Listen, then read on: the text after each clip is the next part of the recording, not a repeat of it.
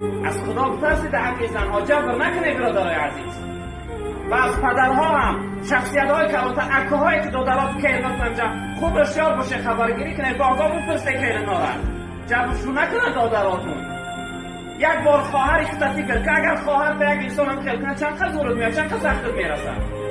دختر اختفی کرد که کما تدین و تدان جناب پیغمبر گفتن چی رنگ قرض دادی هم خیلی قرض میگیری. هر چیزی در حق دختری مردم کردی هم رو در خودت میبینی.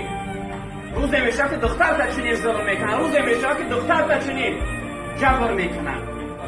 زن وی رفیق حیاتی تای وی مادر فرزندای تای وی آباد کننده خانه تای خانه میره طعام و تیاره لباسات میشوه جاگتک گرم میکنه همه وقت کنار تای پدر و مادر همه شفر داخل